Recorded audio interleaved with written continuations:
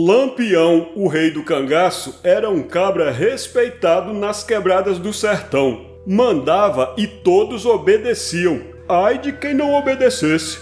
Certo dia, ele chegou à casa de Pedro Miguel, um senhor honesto e trabalhador que morava em sua nobre casinha na fazenda Barra do Ipanema, a poucas léguas de Poço Redondo.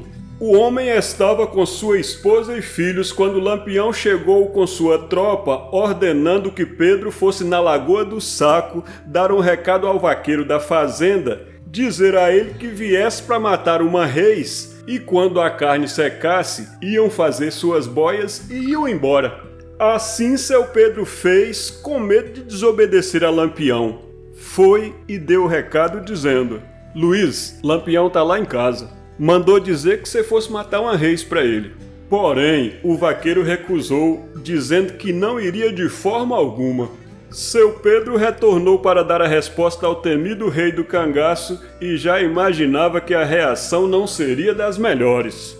Lampião notou logo que Luiz não tinha vindo e perguntou: Cadê o vaqueiro, Pedro? Pedro Miguel respondeu preocupado: Oi, capitão, eu dei o recado do jeito que o senhor mandou, mas ele não quis vir não. A reação de Virgulino foi imediata. Estava com o facão na mão e jogou com raiva no chão dizendo: Como é que pode? Eu mando chamar o cabra e ele não vem? Vocês três, vão lá e tragam o homem aqui. O senhor Pedro tentou intervir pelo vaqueiro, pois sabia que o sofrimento seria dos piores. Falou: Capitão, por Nossa Senhora, deixa o rapaz em paz. Ajoelhou-se aos pés de Lampião, que se compadeceu e disse: O senhor está derrotado de qualquer jeito, seu Pedro, mas vou atender o seu pedido porque o senhor pediu por Nossa Senhora e isso eu não posso negar. Agora pode se preparar. Fique ciente disso. Não vai 5 dias e a polícia vai bater aqui.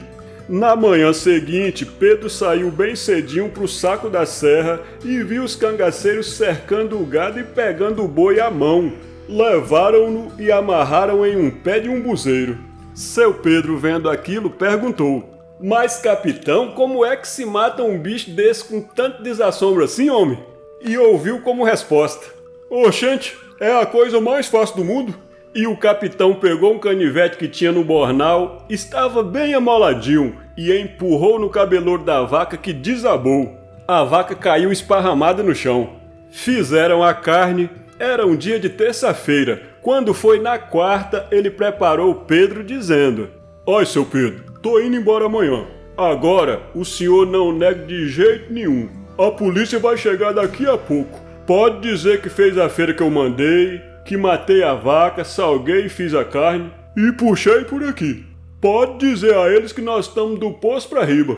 Assim seu Pedro fez. Quer dizer, planejou fazer. 5 dias depois, em Minador, foi soldado que fechou a caatinga. Era no terreiro, no curral, por toda parte. Ao todo dava 95.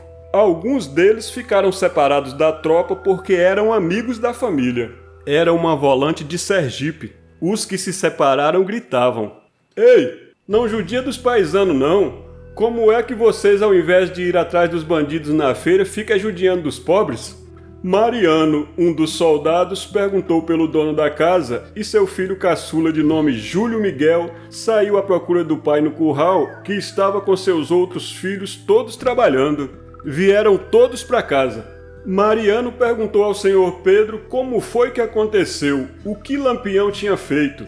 Os filhos do homem ficaram assentados no chão de um lado e o velho Pedro de outro lado quando falou: Essa foi a primeira vez que eu vi. Ele chegou aqui e pediu que eu fizesse uma feira e... Seu Pedro contou toda a história, mas quando terminou de contar tudo direitinho, recebeu logo uma pancada nas costas, seguida de socos e pontapés e todo tipo de violência.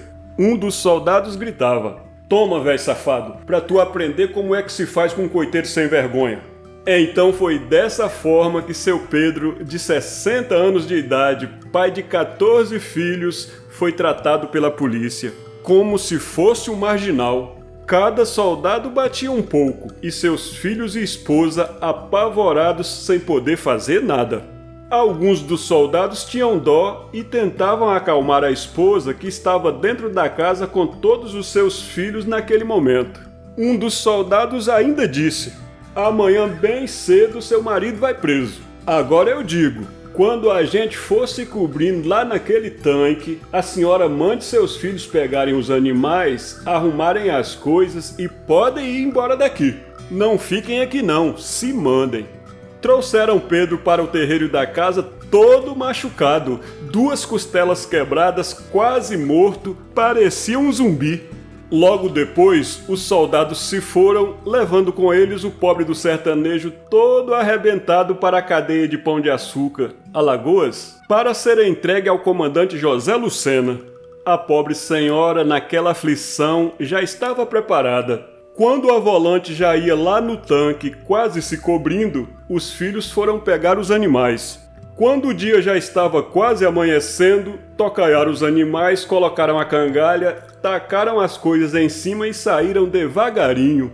Não andaram muito quando o chefe da volante ordenou que uns soldados voltassem e pegassem um dos filhos, mas quando chegaram na casa não acharam mais nada. Ainda saíram aos arredores e por pouco não os viram, porém desistiram e foram embora.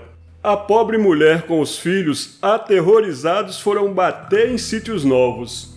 Depois pegaram o rumo do Saco Grande, ficaram lá sem saber notícias do velho Pedro. Quando foi à noitinha, a senhora estava colocando a comida dos filhos, todos fizeram uma roda no chão para comer.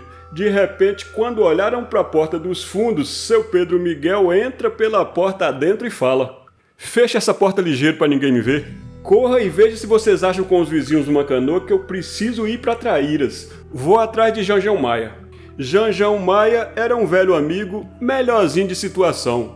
"Oxe, mas você não foi liberado, homem?" perguntou a mulher, surpresa. "O coronel Júlio mandou me soltar, mas eu não confio nesses polícias de jeito nenhum." O coronel Júlio Machado era o dono da fazenda Barra do Ipanema, chefe político de prestígio, amigo e primo distante do comandante de polícia José Lucena de Albuquerque, Maranhão.